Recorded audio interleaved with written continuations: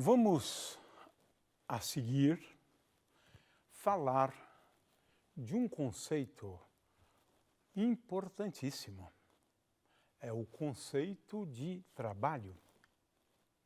Porque, ao fazê-lo, podemos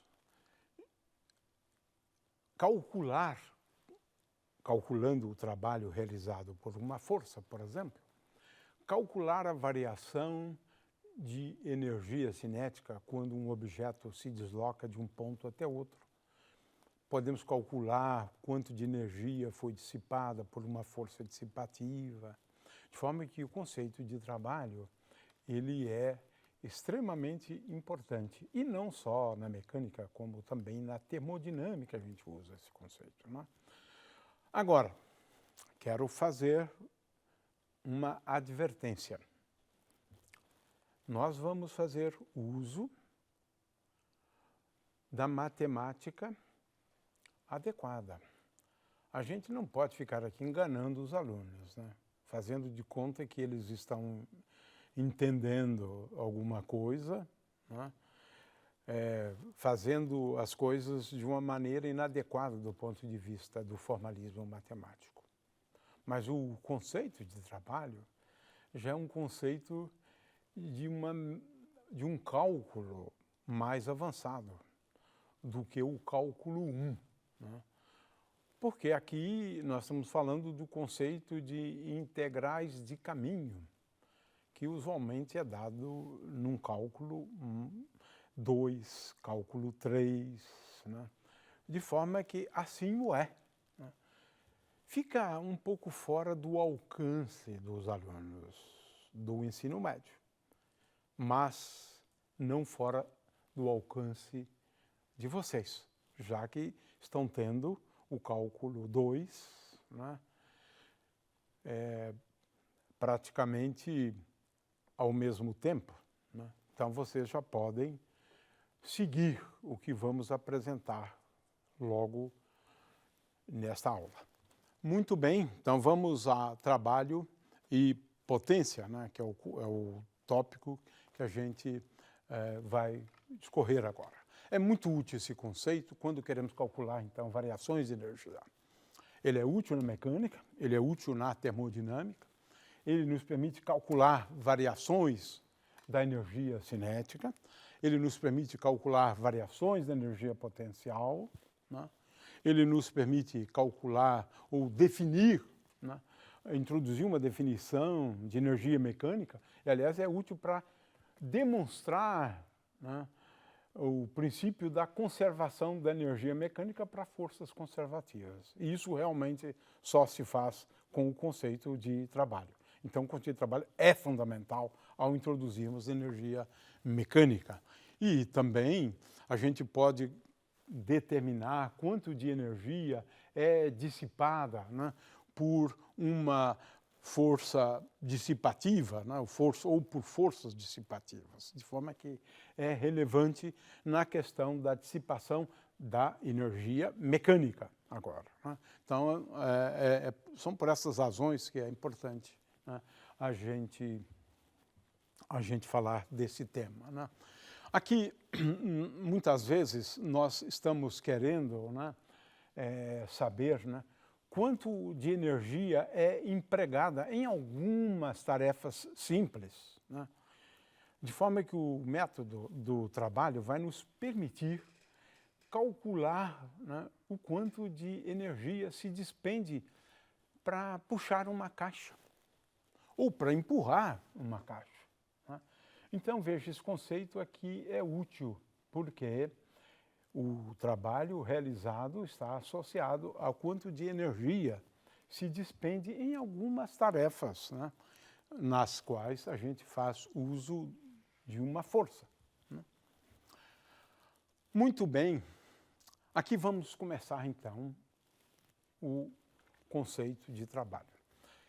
No ensino médio, a gente pode explicar isto muito bem, né? É o conceito de trabalho de uma força quando um objeto ou um ponto material, porque a gente está falando muito aqui de partícula, na verdade, já que é a mecânica newtoniana. Quando a partícula se desloca de um ponto A até um ponto B. Ora, no ponto A, o vetor posição é RA. No ponto B, o vetor posição é RB. De forma que esse vetor ΔR, ele é tal que ele é dado por RB menos RA. O ΔR está aqui bem sinalizado, porque ele está indicado com a letra azul, né? Então, veja, uma partícula se move de um ponto A, caracterizada pelo vetor RA, para um ponto B, caracterizado pelo um vetor RB. Ora, a definição de trabalho realizado por uma força constante é bem simples. A gente faz uso do conceito de produto escalar. Veja, trabalho para deslocarmos ou para a partícula se deslocar de A até o ponto B. Quando ela se encontra sob a ação de uma força, F, o trabalho é igual a F escalar ΔR, ou, como consta aqui embaixo, F escalar RB menos RA, porque ΔR é igual a RB menos RA. É claro que também podemos usar o conceito de trabalho utilizando a representação geométrica. Trabalho é igual módulo da força, módulo, aí colocamos F apenas, né? Não colocamos módulo de F, mas F é módulo. Módulo de ΔR vezes cosseno alfa, onde alfa é o ângulo. Veja só, a força é constante, então alfa em vermelho aqui, alfa é o ângulo entre a força e o vetor de deslocamento. Temos aqui duas definições. Essas definições, por outro lado, são precisas e são simples, né, no caso de uma força constante. Para uma força constante, o trabalho realizado pela força F quando ela vai de um ponto A até um ponto B, e não importa por onde ela andou, porque só importa os pontos A e B, é dado pelo produto escalar da força pelo vetor de deslocamento. É uma definição, essa é simples, e essa é fácil apresentar, né, para os alunos do ensino médio. Agora, vem a complicação, né? Então, por exemplo, se eu quiser calcular o trabalho realizado por uma força quando eu ergo uma caixa até uma altura Z, o trabalho é igual a M vezes G vezes Z, né? Olha só, essa é a energia que eu preciso despender para eu levantar essa caixa. Eu calculo, né, essa energia utilizando o conceito de trabalho. Veja como é simples. É claro que tudo depende da força. Nós vamos ver agora que se eu calcular o trabalho realizado pela força gravitacional, vai ser o constitucional menos ali. Eu estou falando dessa força F aqui. Então, veja, eu posso resolver esse problema, resolver aquele problema do indivíduo puxando uma caixa, do indivíduo empurrando uma caixa, e assim por diante. Muito bem. Então, nos permite aqui, né, determinar qual a energia necessária quando nós aplicamos uma força e realizamos uma tarefa, né? Muito bom. Então, vamos calcular o trabalho agora para uma força não constante. Agora complicou tudo, né? Complica. Por quê? Bom, aqui eu tenho uma curva interligando os pontos A e B. Digamos que a partícula vá por essa curva, né? É isso. Ela vai de A até B, utilizando esse caminho aqui. Esse caminho. Muito bem. Agora, nós fazemos um truque, porque não tem outro jeito, né? Que é o seguinte: eu divido essa curva em vários pedacinhos, em vários segmentos, né? Quantos segmentos? Quanto maior, melhor. É sempre assim. Na verdade, nós vamos tomar um número de segmentos quase tendendo ao infinito, né? Então, ela vai de A até B, através dessa curva, e eu divido essa curva em pequenos segmentos. Agora, veja, Em cada segmento, eu posso levar em conta, e devo levar em conta, que em cada ponto ao longo dessa curva, eu tenho um valor diferente para a força. Então, eu calculo o trabalho para cada segmentozinho. Vamos ver essa animação aqui?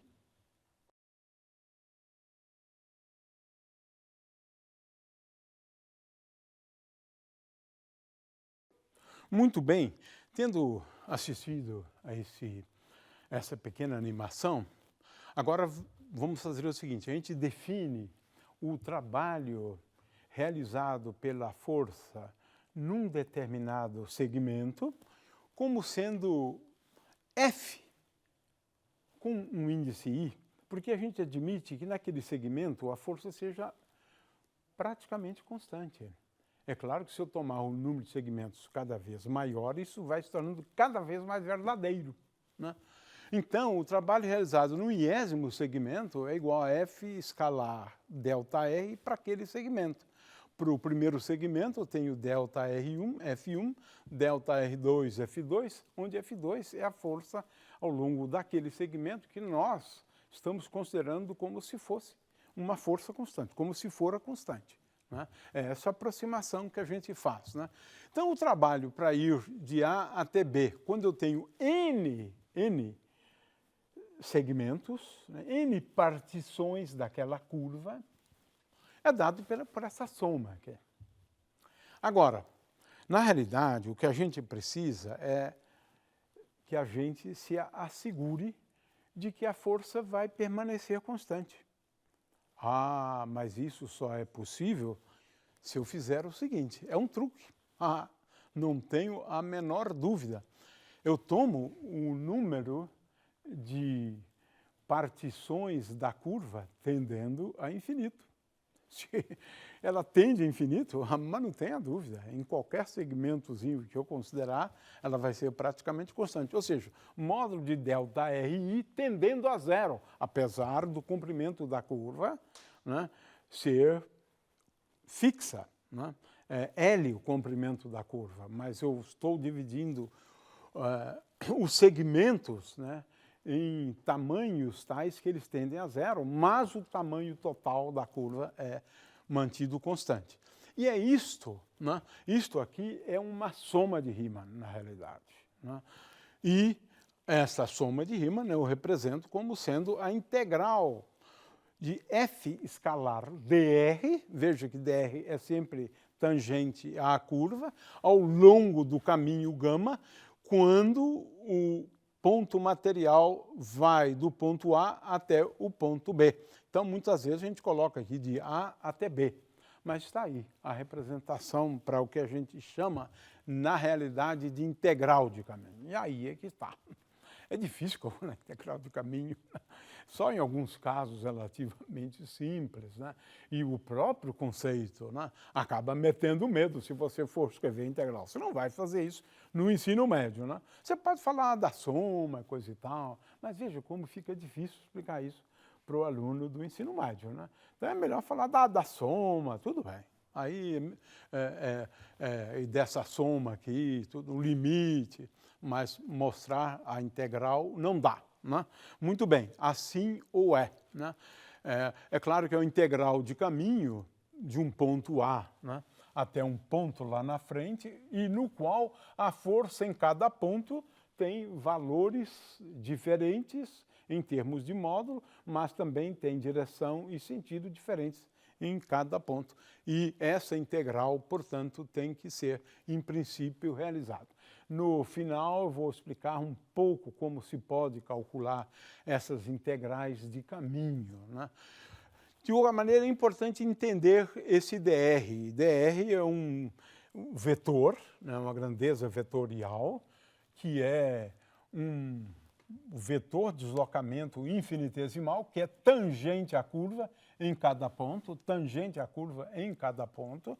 Eu escrevo, então, que dr é igual a dl vezes t, tem um versor uniforme tangente à curva.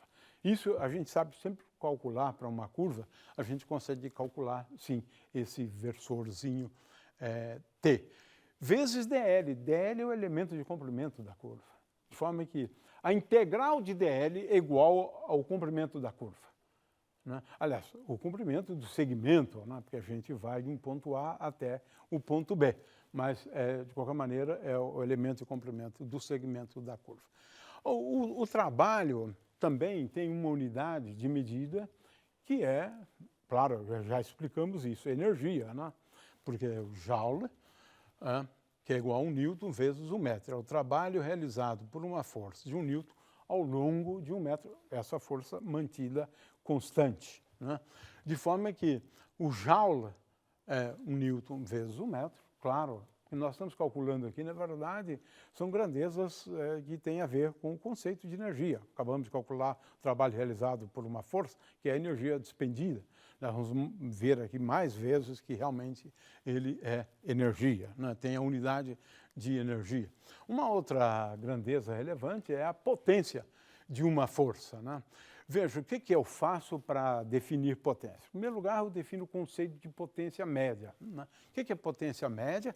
Eu considero 2 instantes de tempo, faço a diferença entre o trabalho realizado no instante e o trabalho realizado no instante de tempo seguinte, e o intervalo de tempo entre desses 2 instantes é ΔT. Então, a potência média é a diferença dos trabalhos dividido pelo intervalo de tempo. Agora, o que importa é a potência de uma força instantânea. O que é instantâneo? Eu tomo o limite em que ΔT tende a zero. Então, limite de ΔT tendendo a zero de ΔW dividido por ΔT. Mas se a gente lembrar que dW é igual a F escalar dr, então a potência é igual a dW dt é igual a F escalar dr dt, mais dr dt é igual a força. Portanto, a potência de uma força é dada pelo produto escalar da força pela velocidade. F escalar V. Para a unidade de potência, a gente usa o watt, né? Watt é 1 joule por segundo. O sistema pode perder energia a uma taxa, isso aqui, de 1 joule a cada segundo. E aí nós estamos falando de potência de 1 watt. Além do watt, também se usa, às vezes, o HP, o cavalo vapor, né? Um HP é igual a 746 watts, né? E um cavalo vapor é igual a 365 watts. Às vezes a gente faz uso dessas unidades de potência também, né? Aqui tem a questão, então, de força. Mas que força? Para cada força, você pode calcular o trabalho realizado por ela. Nós já vimos que, se a gente considerar essa força necessária para levantar, né, essa caixa, por exemplo, né, o trabalho realizado por essa força é igual a m vezes g vezes z, né, por essa. Agora, se eu considerar a força-peso, o trabalho é menos mg vezes z. Por quê? O deslocamento está para cima e a força-peso está para baixo. Por isso. É daí que vem o sinal menos, né? Então, é uma força constante, a força gravitacional. Então, você precisa estar bem atento. Às vezes, você está interessado no conjunto de forças, na força resultante em todas as forças.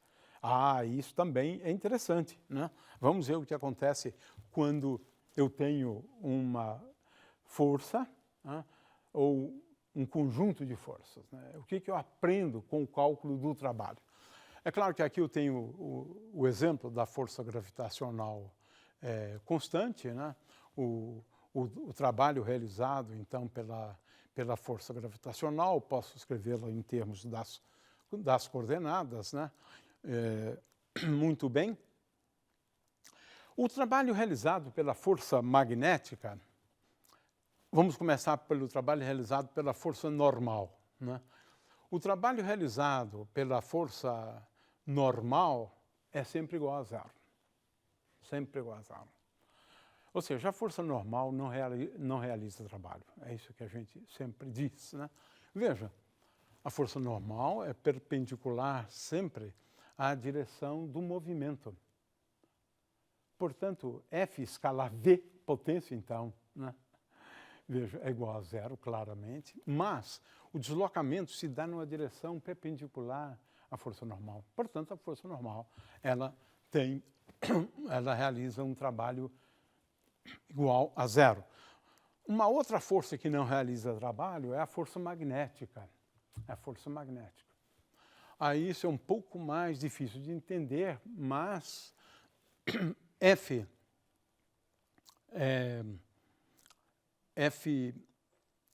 escalar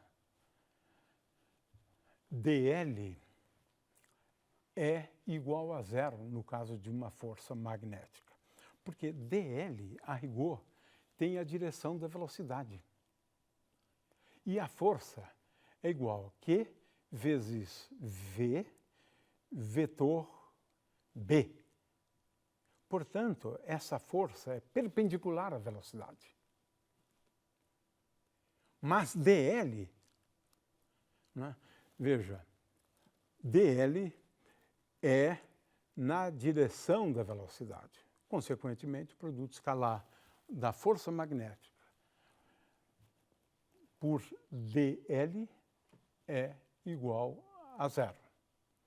Essa força é perpendicular à velocidade e eu estou fazendo o produto escalar de uma grandeza que é perpendicular a dl. Consequentemente, o produto escalar é igual a zero. Muito bem. É fácil, então, calcular. E se eu tenho muitas forças? Bom, aí eu posso escolher calcular o trabalho da força de atrito, da força-peso. Nesse caso, o trabalho da força-peso é igual a zero, quando eu me desloco ao longo da horizontal, né? Ou o trabalho da força resultante. Então, às vezes, a gente tem interesse em cada caso, né? Determinar cada caso. Então, vamos a um teorema super importante. É que, por esse teorema, é possível estabelecer uma relação muito simples entre o trabalho realizado por uma força e a variação de energia cinética. Mas cuidado, cuidado! Essa força da qual estou falando, ou a qual eu me refiro, é a força resultante. Se não for a força resultante, não vale o que eu vou escrever agora.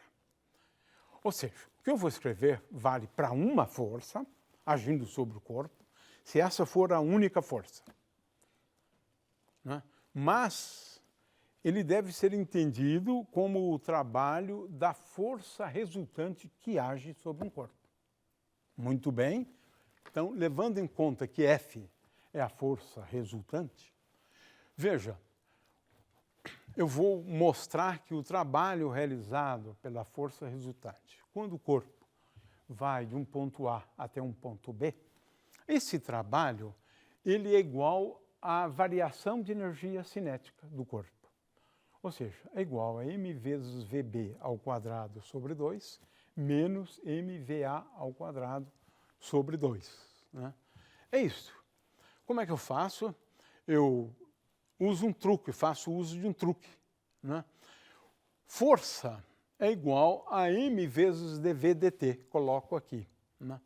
Agora, dv dt escalar dr, na realidade, é igual a dv, aqui tem uma coisa curiosa, eu passo o dt para cá. Então, trabalho para ir de A até B igual a m vezes dv escalar dr dt, que é v.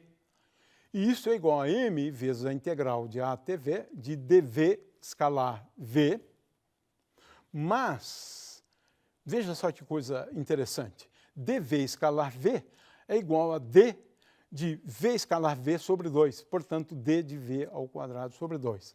Portanto, o trabalho realizado para se ir de A até B é igual a integral de d, uma diferencial exata, de m vezes v ao quadrado sobre 2. E a integral disso é muito fácil. É m vezes v ao quadrado sobre 2 no ponto B, menos mv ao quadrado sobre 2 no ponto A. Esse é um teorema super importante na mecânica, mas muito importante mesmo. Né? Então, aqui está. Eu quero ressaltar esse resultado. Vale sempre. desde que eu considere a soma das forças. O trabalho realizado por todas as forças para se ir de um ponto A até um ponto B é igual à diferença de energias cinéticas quando eu considero a soma das forças. Esse é um resultado. Se o trabalho, se a força depende só de uma variável, veja, o trabalho realizado é bastante simples, porque isso nos remete ao problema de integrais de funções de uma variável apenas. Como é que eu faço? Agora eu estou falando da divisão, por meio de intervalos, que eu estou chamando de ΔX, e eu então vou dividir esse intervalo de XA até XB em N intervalos.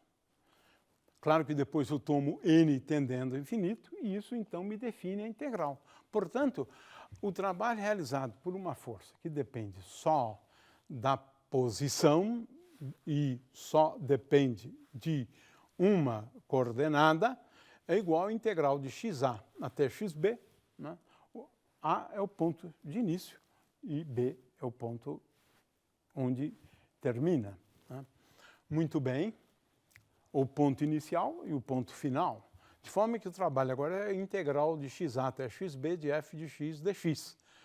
Portanto, eu posso também calcular o trabalho por meio de considerações geométricas, utilizando a interpretação geométrica da integral, porque é disso que se trata. Vocês reconhecem facilmente essa soma no limite em que n tende a zero de uma soma de Riemann, é uma integral, portanto. Muito bem, de forma que aqui eu tenho, se eu tenho uma força como essa, f de x é igual a menos kx, por exemplo. Então, o trabalho para se ir do ponto A até o ponto B é igual a k vezes x ao quadrado, xa ao quadrado menos xb ao quadrado dividido por 2. Não por acaso, é igual a u de x menos u de xa menos u de xb.